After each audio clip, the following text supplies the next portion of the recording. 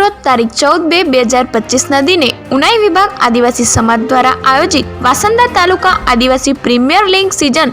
4નું ઉદ્ઘાટન વાસંદા ચીખલીના ધારાસભ્ય શ્રી અનંત પટેલ દ્વારા કરવામાં આવ્યું।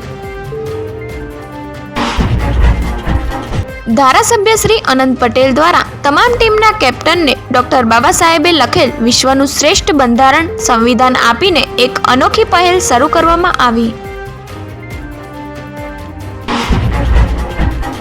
અને સાથે યુવાનોને બંધારણમાં આપેલ હકો વિશે જાણી અને જાગૃત રહેવાની વાત કરવામાં આવી,